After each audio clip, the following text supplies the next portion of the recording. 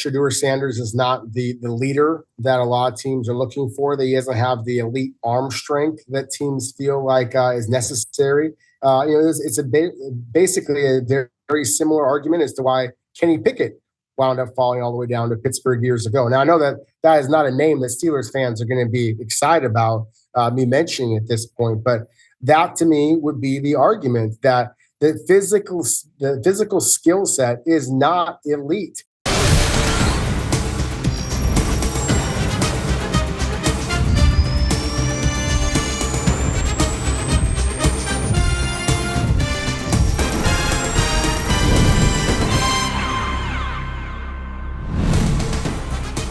Welcome to the NFL on Fox podcast. I am your host, Dave Helman, and let me make sure I phrase this properly. Free agency, it's not over. Free agency is never truly over in the world of the NFL, but with a week plus to digest all of the biggest moves, all of the shuffling around the league, it feels like a good opportunity to transition into draft mode. Of course, we will cover anything that comes our way on the free agent front as it happens. But as we shift into the back half of March and come up on 1 month until the NFL draft, felt like a good opportunity to refocus on that, take another look at where the draft stands following free agency. Great opportunity to do that with our friend Rob Rang. He is joining the show today to talk about his first mock draft post free agency. Gets a heck of a lot easier to forecast this stuff once you see what teams plan to do in March. Makes April a little bit easier. So without further ado, we transition into draft mode with Rob Rang. Check it out. All right, Rob Rang. First of all, it's good to see you again, man. And I gotta say, I feel a little guilty. Like, do you ever find yourself wishing people were hitting you up in the fall instead of just monopolizing your time between January and April? I mean, we know why we do it, but it feels very shallow. We should be checking in all year round, right? Well, I appreciate that, Dave. It's good to see you as well. I feel a little bit used at this time of year, but at the same time, it is a fun time of year. I really enjoy the process throughout the fall and the winter of evaluating the prospects. And frankly, if you hold me to something that I see in August or in October, once we get into the NFL draft real process after the Senior Bowl, East West Shrine Bowl, the Combine, all of that, that's really where the players have to separate. And so that's when it's the most fun to be looking ahead to the NFL draft anyways.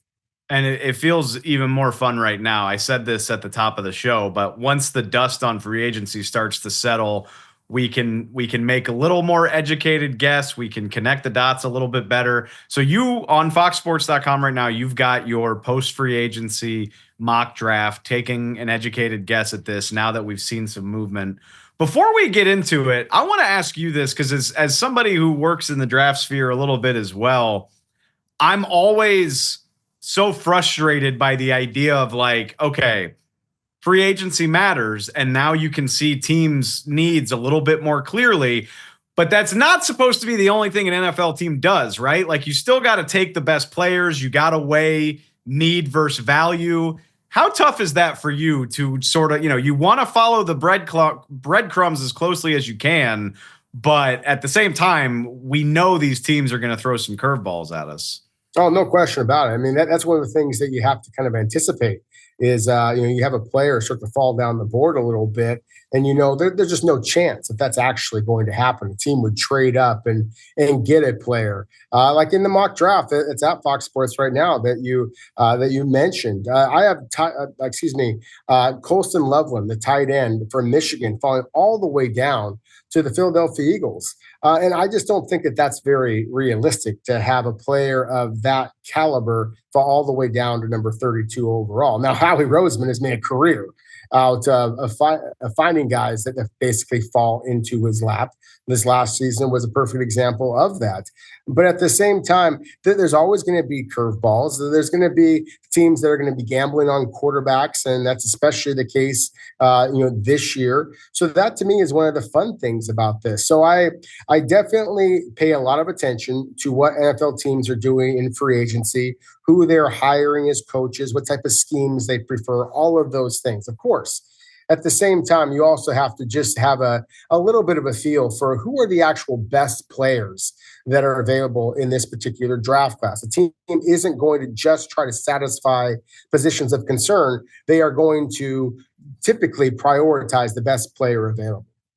I think that's why guys like you are so valuable, because you nailed it. At the end of the day, you need an educated opinion about who actually is the best player. And look, I watch college football religiously, but I'm still a Johnny come lately to the draft cycle. I don't start really focusing in on it until well after the Super Bowl, whereas guys like you are doing this in July and August, let alone during the football season. So I love that you can be here to shed some light on this and say, no, this actually makes sense if this guy actually drops down into this range. So let's get it going. And we did this with a mock draft a few weeks ago. I do think it's worth time spending a little extra time on the top 5, just because it does feel so volatile this year. This isn't last year where we can just slot 3 quarterbacks into the top 3 picks.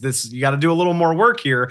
And your mock is very interesting to me, because the smoke coming out of Indianapolis is that it's starting to feel very likely that Cam Ward's going to go number 1 overall. And a lot of people think the Titans are going to stay put and be the ones to do it. But you've got the New York Giants trading up from number 3. It's very obvious the Giants are desperate for a quarterback, but do you see Tennessee being willing to play ball in a situation like that? Well, I absolutely do. I think that they already have a young quarterback, of course, in Will Levis. And if the Titans decide that they want to move on from Will Levis, then sure, that makes some sense. You look at some of the free agent additions that they have made. They're bulking up along the line of scrimmage. Some would argue that just sets them up to take a quarterback like Cam Ward at number 1 overall. I think it also could be a sign that they are trying to give the investment that they made in Will Levis an actual opportunity to be successful. Because look, it'd be one thing if Cam Ward was just slam dunk, 100% locked in, kind of a future starting quarterback in the NFL. But having had conversations, with scouts on the road the last couple of days, going to pro days, basically to a man, to a team, everybody said that Cam Ward was getting day 3 grades, entering this past season. Day 3 grades. I mean, so again, he is viewed as an absolute boom or bust type of a prospect. And you use the word desperation to describe the New York Giants. I don't feel that same sense of desperation with the Tennessee Titans. Maybe they should be feeling that. I think you can make a strong argument they should. Obviously, the fact that they're drafting number 1 overall. But I also think that this is a team that has so many needs that perhaps a better play would be to trade down, acquire more selections. And in my opinion, David, there's only a handful of true blue chip prospects. So if you were to trade down, say, only 2 picks from number 1 to number 3, like the New York Giants would be offering in this scenario, then I do think that the Titans would be able to still build around the young quarterback that they already have, again, in Will Levis, but also be able to get an elite player at a position of concern. And the way that I have it falling out is the Titans dropping down 2 spots and still getting, in my opinion, the best player in the draft, and that being Travis Hunter. His ability to play both corner and wide receiver, I think, would give the Tennessee Titans more bang for their buck. Him, not only with he and the draft picks that they would be getting from the Giants at that point. I was curious. I went back and looked this up. It's not a 1-to-1 comparison, but I wanted to go look at the Bears' ill-fated trade up for Mitchell Trubisky several years ago. They moved from 3 to number 2. They gave the San Francisco 49ers pick number 3, pick number 67, pick number 111, and a future 3rd to execute that trade. So it is expensive, but it's not like a prohibitive cost to do that jump if the Titans are willing to play ball. I mean, I looked it up. The Giants have pick 3, pick 34, pick 65, pick 99, and pick 105. So I'm going to guess the Giants really wouldn't want to get rid of pick 34, but they've got some premium picks to play with if they really, really want to make this happen. Yeah, no question about it. That's one of the reasons why I think that this actually could pan out this way. It's specific, I believe you said 99 and 105.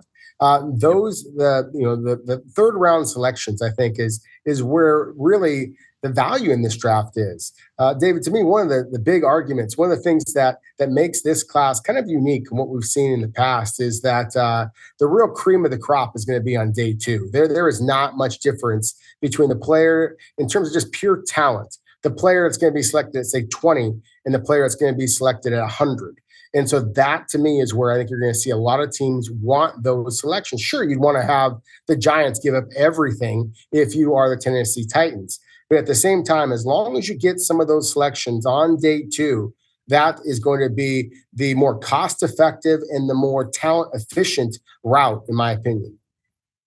The one thing I'm curious about is how much leash Brian Callahan feels like he has. And obviously, I mean, it's not completely up to him. Tennessee has a new GM, Mike Borgonzi. Maybe he has the final say in this. I think that power struggle is very interesting because Brian Callahan, I assume, wants a quarterback who could save his job security. But again, if a new GM is there who doesn't feel urgency to win immediately, even if you're buying Cam Ward as a guy worth taking at number one, this does start to make a little bit more sense. Oh, no question. That's the thing is that, again, if I believed that that most NFL teams believe that Cam Ward is a sure thing, then yeah, it makes sense just to stay there at number one overall and take that quarterback. But, when you watch Cam Ward on tape, there are an awful lot of highlight reel type of plays. No question about it. At the same time, what you don't necessarily see in all those YouTube videos and highlight reel things is how many times the Cam Ward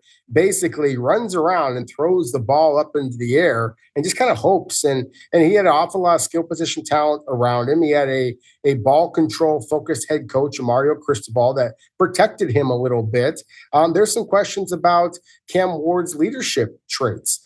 So again, there are a lot of different things out there that lead me to believe that Cam Ward is not the lock superstar in the NFL that perhaps his draft status might suggest. I like, at the very least, conflicting points of view because, again, it is starting to feel like a generally accepted fact that Cam Ward is going number one to Tennessee, and maybe he will. I'm not trying to say one way or the other, but it is worth examining both sides of this. And like I said, everything you're saying makes a lot of sense if Tennessee doesn't feel urgency to answer that question right now. I think that's the $1 million thing there. All right, so keeping it pushing. You have the Cleveland Browns taking Abdul Carter, which makes a hell of a lot of sense if they don't like their options at quarterback. That leaves Tennessee to take Travis Hunter, who I'm curious for your take. Do you have Travis Hunter as the best pure prospect in this class or at least close to it? I do, absolutely. He is the best wide receiver in this class. He is the best cornerback in this class.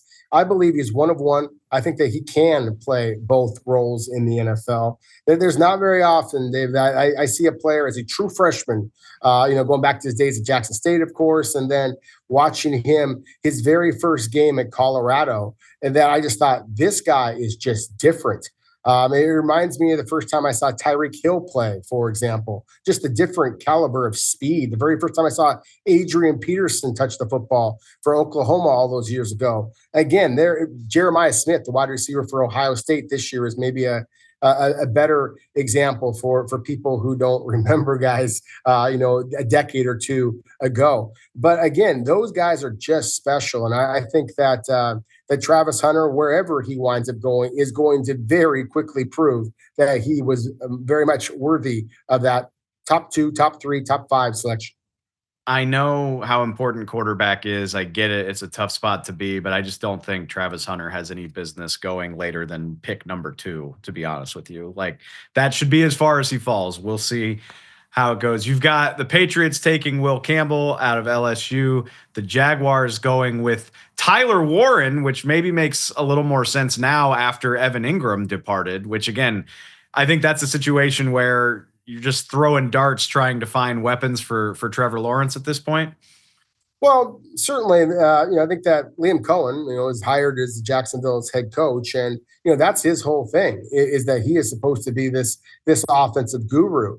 And there's been a lot of people who now have come into Jacksonville promising big things with Trevor Lawrence, and it just hasn't worked out. I think that you've got to get Trevor Lawrence playing to the caliber expected of the contract of the number 1 overall selection, in which, of course, got him in Jacksonville in the first place. So I would be surprised if Jacksonville decided to go in more of a blue collar fashion with a lineman or a defensive player. I think that you have to protect Trevor Lawrence. And so not only losing Evan Ingram, but, with the tight, or excuse me, with the wide receiver, Christian Kirk, moving on as well. You feel good about what the Jaguars have with Brian Thomas Jr. Obviously a superstar, unbelievable rookie season. At the same time, I also think that if you are going to take advantage of what Trevor Lawrence does well, the play action passing, his accuracy, then I really do think that you have to surround him with weapons. And Tyler Lawrence, I mentioned before, to me, there's only 4 true blue chip players. Tyler Warren, Travis Hunter, Abdul Carter, and then I think you can make a strong argument for Ashton Jeanty, the running back from Boise State as well. Every single year, I tell myself to stop falling in love with first-round tight ends, and then I watch Tyler Warren's tape from Penn State, and I'm like, this isn't going to be the year. Like, I'm sure there's plenty of people out there that would say 5 is rich for a tight end. We have seen it not really pan out great for Kyle Pitts in recent years. I don't care. That's a guy that I would be happy to have on my football team. I miss me with the positional value. But okay, you mentioned Jeanty. I don't think he needs an introduction at this point, but you've got a skill player going back to back, the very next pick at 6. The Raiders, you do have taking Ashton Jeanty, which seems like it's becoming a popular pick now in the wake of the Geno Smith trade. My question for you, and look, like we've seen running backs have this resurgence. Running backs definitely matter. We know what Saquon and Derrick Henry and Josh Jacobs did for their teams last year. It seems to me, though, that a team should take an Ashton Jeanty as like a cherry on top of the sundae to really push them over the edge. And I wonder if the Raiders are close enough to being that to justify this pick. I know he's a hell of a player, but if you have as many needs as the Raiders do, is this the right way to do it, or is it another Saquon to the Giants type of situation? I think that's a very fair question. I just also think that the Raiders are in a unique spot. Of course, at least the reports were that they were aggressively going after Matthew Stafford. Once that Geno Smith and his representatives basically kind of turned down the Seahawks efforts to sign him to an extension, then the Seahawks pivoted quickly and traded him to the Las Vegas Raiders. I think that some of that has to do with the Tom Brady factor. This just feels like a team that is recommitted to winning now, competing right now. And as you well know, running back is one of the positions that can splash immediately. So I just think that this is one of the easiest ways to help Pete Carroll, Tom Brady, and the Las Vegas Raiders be able to just create a little bit of buzz for themselves. And we all know the way that Pete Carroll has always prioritized the running game. I think you can make an argument that there are bigger positions of concern, especially considering the depth of this year's running back class. But at the same time, given the big move that the Raiders made to bring in Geno Smith, I do think that they need to acquire some wide receiver talent to take advantage of Geno Smith's accuracy over the top. I don't think that he is the best fit for, say, Brock Bowers, who, of course, was unbelievable a year ago. But you look at Geno Smith, traditionally has not helped tight ends really splash. He needs some big playmakers at the wide receiver position. I just don't see a wide receiver in this draft class that's worthy of top 10, top 15 consideration. So at this point, knowing that the Raiders, or at least believing that the Raiders are looking for a guy that can make a splash immediately, Ashton Jeanty, Tyler Warren, obviously tight end again, is not a position of concern for the Raiders, not only with Bowers, but with Michael Mayer behind him. I do think that Jeanty is basically left as the best player available, which again, I think is a strategy that a lot of teams are going to take, or you look for a trade down. And that's I think, a very strong possibility for the Raiders at this point. I'm putting you on the spot a little bit, but again, we don't love the quarterback class. We don't really, there are some good offensive tackles, don't get me wrong, but this is not last year's offensive tackle class where there were like 9 of the guys.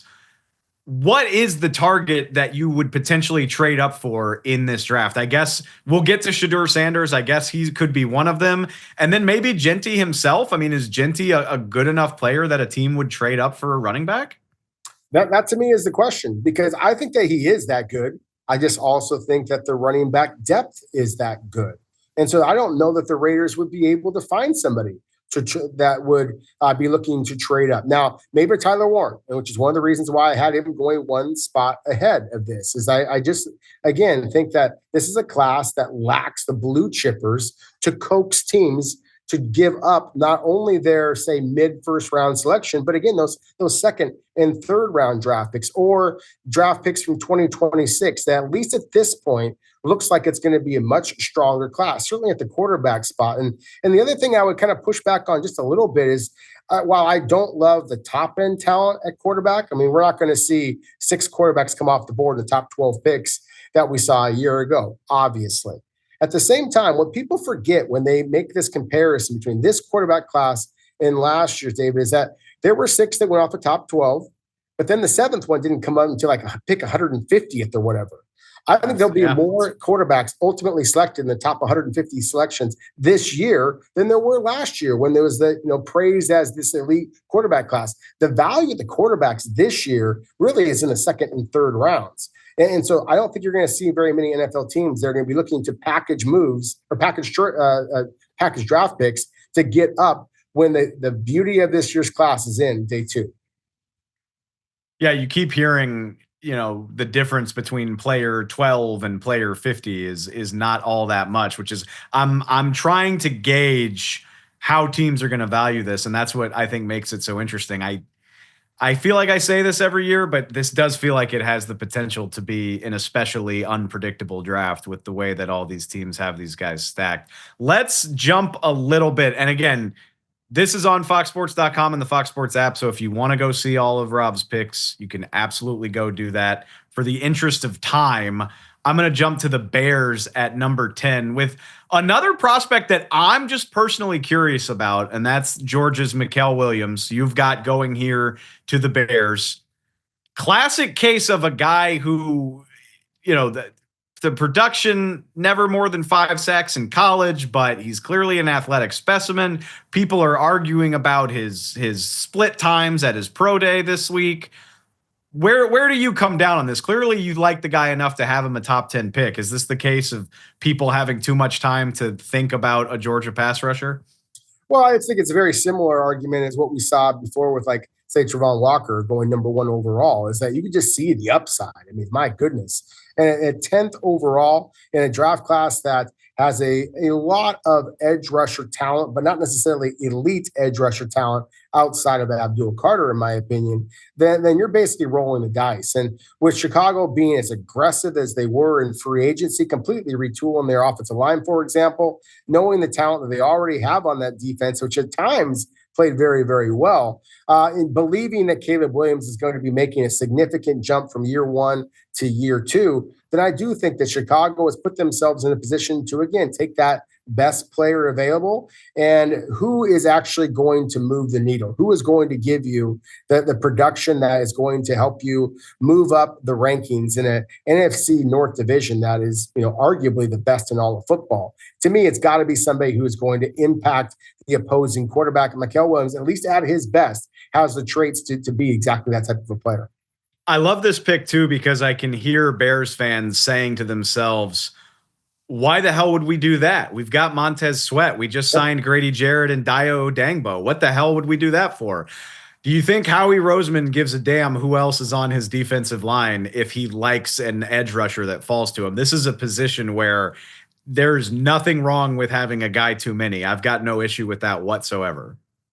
Yeah, and that's, to me, is just the idea of the next man up kind of a philosophy. Montez Sweat, for example, is, in my opinion, still one of the twitchiest, most intriguing talents as far as edge rushers in all of the NFL. But at the same time, his stat line, his production has been a little bit hit and miss. And I just think that, again, when you look at the rest of that NFC North division, then you pick out the players that you really think are going to be able to help the Bears immediately be able to make a significant jump. They're going to want to take advantage of Caleb Williams' rookie salary. They've only got that for a couple of years, of course. And so, to me, one of the talented edge rushers gives them the best bang for their buck at that point, because all of the players that you just mentioned, at least Montez Sweat and Grady Jarrett, are aging players. So I do think the Bears in this scenario would be looking to get a guy who has all pro potential, but also you're paying at that rookie wage scale. At pick 12, you know the way to my heart, Rob, because you've got the Dallas Cowboys taking Matthew Golden. I'm sure Cowboys fans, a lot of them will be upset if Ashton Jeanty does go that quickly. But for a fan base that's as pissed off as the Cowboys, I think this, other than Jeanty, is the pick that would get people the most excited. With all due respect to Tet McMillan, the 4.29 40, the local pedigree of it, the fact that he went to Texas and is coming right up the road to Dallas. He fits well with CD Lamb as more of an outside player. I need the Cowboys offense to get a hell of a lot faster than it is right now. So I think this makes perfect sense. Well, David, I should have just recorded you, and that would have been my rationale for the selection there. No, excuse me. I agree with that. I mean, I just really think that the Cowboys need juice, and we haven't said that so badly. Often. Yeah, and so to me, CD Lamb is an unbelievable player, but that is the one kind of chick in the armor, so to speak, is that he doesn't have that elite straight line speed to go over the top. And so you need somebody to complement him in that way. Michael Gallup played that role in the past, but obviously he is, now a free agent. And I just don't know that he is going to be that the Cowboys have anybody, with all due respect to, say, a Jalen Tolbert, another good football player, but just lacks juice. And again, the same argument that we made before about Ashton Jeanty, number 6 to the Raiders, even number 12 to the Cowboys, I think could feel a little bit rich to some, because this running back class is as good as it is. But you saw the lack of any type of consistency in the running back in the backfield for the Dallas Cowboys this past season. It was a gamble that did not pay off. And so I expect the Cowboys to invest early and often in skill position players, because they know that, at least with Dak Prescott, their window is closing. So again, find somebody who has immediate impact ability. To me, the two best fits are easily Jeanty and Golden, at least when it comes to the first round selection. I completely agree with that. And I mean, granted, there are plenty of needs on the Cowboys roster. That's typically what happens when you bargain hunt in free agency. But you're talking about adding juice to this offense. I think there are only a handful of guys that really make that much sense, which another one of them, let's talk about him. Let's jump a bit to your 20th overall pick, because again, you talk about the high degree of variance in the way people see this draft. At number 20, you have Denver taking North Carolina's Amarian Hampton, and we know Sean Payton is looking for offensive playmakers. It makes sense in that regard. But Hampton is a guy that I have seen, very respected draft analysts with very widely read mocks. I've seen him go as high to number 12 to Dallas, and I've seen him fall out of the first round entirely. You see him as a pretty firmly first round prospect. What do we like about him, and what's the reason for the varying opinions about Amarian Hampton? Well, I think the only reason that Amarian Hampton doesn't go in the first round would just be because the running back depth is so good that you can make a strong argument that you're going to be able to find a guy in day 2, day 3, even if you have the talent that the Denver Broncos clearly possess. That you can find a guy. That's one of the things that Sean Payton has done in the past. At the same time, 6'1", 220 pounds, running 4.4, has the breakaway ability, has the power to be able to be a ball control kind of a guy between the tackles, the hands out of the backfield, the power, the reliability in terms of pass protection. I just think that he is one of the very few backs that screams Denver Broncos. Now, I did struggle a little bit with the idea of Denver going back to the Chapel Hill well, so to speak. Of course, Javonte Williams being a second-round selection by the Broncos years ago, and now you're going to turn around and go take another North Carolina back. Well, when you have a different general manager, and you have a different head coach, different offensive coordinator, then I don't think that any of that kind of stuff matters. Amari Hampton, to me, is easily among the best players in this draft class. And I think that he would make an awful lot of sense for a Denver Broncos team that, again, is looking to take advantage of Bo Nix's youth and the fact that everybody is going to know that what he can do now as a dual threat quarterback, get him a running back to be able to kind of extend his production as that running threat. We can't scout the helmet, Rob. You got to scout the player. Broncos fans, forget about it. You got to look deeper than the shade of blue. The dude's a baller, I promise you. Yeah. All right, and then right after the Denver Broncos, let's get into it at pick 21. And again, a very similar conversation. If you tell me that Shedeur Sanders is picked in the top 3, I get it. If you tell me that Shedeur Sanders tumbles a little bit, I can't say I'd be terribly surprised. You have him going number 21 overall here to the Pittsburgh Steelers. I assume the Steelers would be thrilled if that actually happens. The value of the quarterback position makes me feel like it would be a little bit surprising, but let's get into it here. What's your rationale for a fall like this for Shedeur Sanders? Just the perception that Shedeur Sanders is not the leader that a lot of teams are looking for, that he doesn't have the elite arm strength that teams feel like is necessary. It's basically a very similar argument as to why Kenny Pickett wound up falling all the way down to Pittsburgh years ago. Now, I know that is not a name that Steelers fans are going to be excited about me mentioning at this point, but that to me would be the argument that the physical skill set is not elite.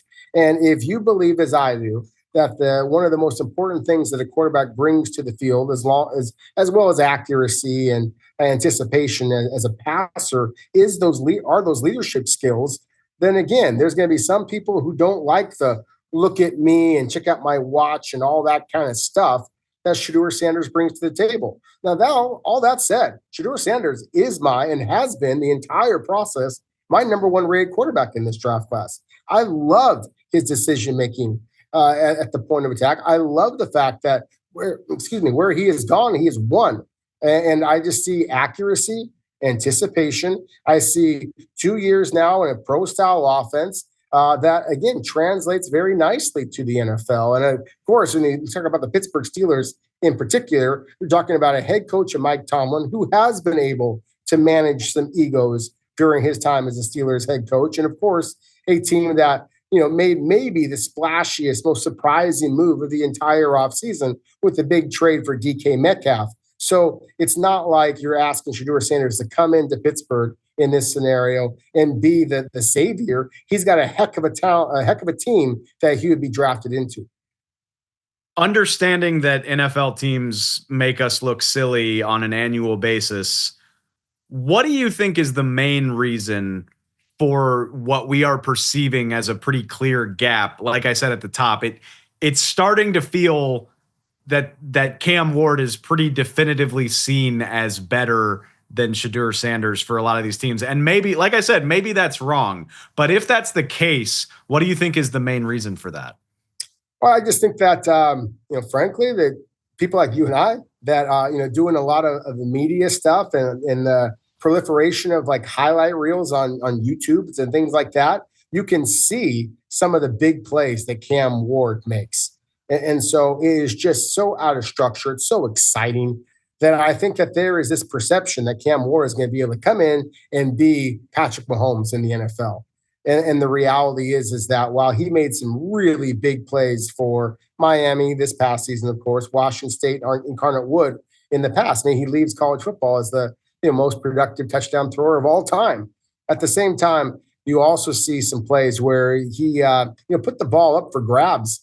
And I think that there's an awful lot of NFL teams out there that are going to be very worried about that, very, very much questioning his decision to opt out of the second half of the bowl game loss. Those types of things that I think are going to scare some teams off. And so while there is this perception that Shedeur Sanders is the guy that has all the leadership red flags, that maybe Cam Ward has some of those as well. So I think that there is a perception that Cam Ward has pulled away from the pack at the quarterback position. I don't know that every NFL team feels that way. And so I am as fascinated as anyone to see how this actually plays out. Because I think that there is going to be a team that might be kind of way in the weeds a little bit to take a Shedeur Sanders should he start to slip, whether it's the Pittsburgh Steelers or another club. And I'll mention another quarterback that is starting to get a little bit of buzz at the Combine and at the Senior Bowl as well. And that being Tyler Shook. Everybody's talking about Jackson Dart, and I understand that. But Tyler Shook, you watch him on tape, he was spectacular at the Senior Bowl. And you watch him on tape, you got to, of course, take into account his durability issues, his age, and all those things. But if you are a team like the Pittsburgh Steelers that are looking for immediate help at the quarterback position, at least as they stand right now, I think you can make an argument that maybe that Pittsburgh Steelers might pull up one of the big surprises of the draft and take a guy like a Tyler Shook, even if Shedeur Sanders is available. That, to me, would be one of the surprising, moves that could actually happen, just given the conversations I've had with teams and how high they are on Tyler Shook. Tyler Shook most recently out of Louisville. And again, we're still dealing with the fallout of COVID on college football, because another one of these prospects that is 25 years old entering the NFL, which at this point doesn't even make me bat my eyelashes anymore. We've seen it so many times over the last 3 or 4 years. It reminds me a lot of 2022. I know in 22 we were pretty confident that a quarterback wasn't going number 1 overall, but everything else after that was a complete crapshoot. And this year feels so similar to that in terms of, like I said, wouldn't be surprised if a couple of these guys are top 10 picks. Wouldn't be surprised if they wind up waiting a little bit longer than everybody thought. Yeah, no question about it. I think that is, really the story of the draft is that what happens in those top 5 or 6 selections, what do the Giants do, what do the Jets do, and I hate to just mention the big market teams. Obviously, Tennessee Titans at number 1 overall. That is, the big question. But I just think the quarterbacks, even more this year than most, are going to have a huge impact. And I just think that there's going to be an awful lot of NFL teams that are going to say, you know what, just wash my hands of the whole quarterback conversation. The real talent this year plays on the defensive line. And we didn't have to see the Philadelphia Eagles dominate the Super Bowl because of their defensive line to know that is the way the NFL teams value things. But it was a heck of a reminder, and one that I think the other 31 NFL teams are going to be taking full advantage of this year's extraordinary defensive line talent.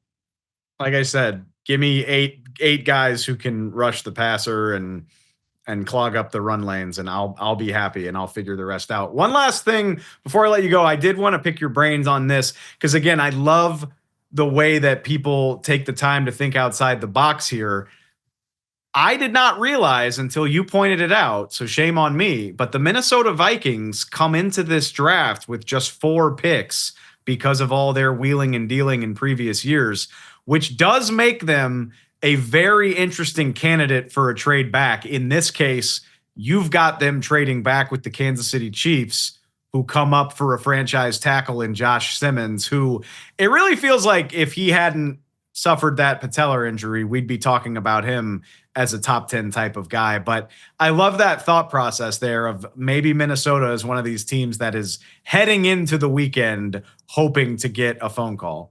Yeah, I think that they will get a phone call. I think that the fact that they are drafting right before the Houston Texans, who, of course, have made some interesting decisions along the offensive line themselves, that if there is a tackle, for example, a guard at that spot that has some buzz about them, a Tyler Booker from Alabama, or as you just mentioned, Josh Simmons from Ohio State, who, because of the injury, that's the reason why he might be available. I 100% agree with you. I think that he is the number 1 tackle in this class, even with the injury, assuming that the medicals, of course, check out. We know that Kansas City and Andy Reid have been, and the general manager, Brett Veach, of course, have been aggressive in making moves in the past. And so I think that this could be the type of move that they would make. And I almost wonder if Minnesota, if they were to make a trade back to, say, number 31 overall, there's going to be a lot of NFL teams that would love to get into the late portion of the first round, take advantage of that 5th-year rookie option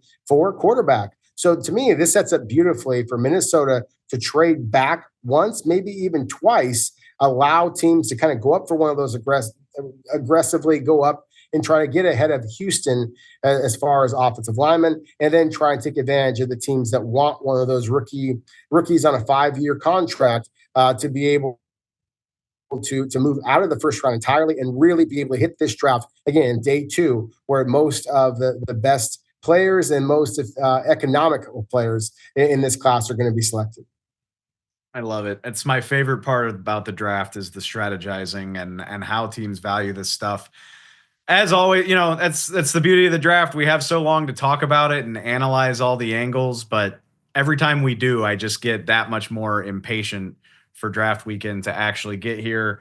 I'm sure I'm preaching to the choir there. Like I said at the top, if y'all want to see the rest of Rob's mock, please go to foxsports.com. You can check it out. If you don't like it, I've got good news for you. Things are going to change between now and April 27th. So we'll have plenty of time to revisit this as well as so much more. Rob Rang, I really appreciate it, man. Good to see you. Good to see you as well, David. Take care. Thanks for having me. Thanks again to Rob Rang for jumping on, and thanks to y'all for checking us out. That does it for us for the week. We will be back on the other side of the weekend. Plenty to come, plenty more to get into. I'm positive of it. Make sure you go find us on Spotify. Subscribe really wherever you get your podcasts. Apple Podcast works as well. You can find us on the YouTube channel. Go find us on all the socials at NFL on Fox Pod. We got you covered. Like I said, we will be back Tuesday. See what comes our way over the weekend as we inch closer to the NFL draft and keep moving in this 2025 off season. We'll talk to y'all real soon. I appreciate it.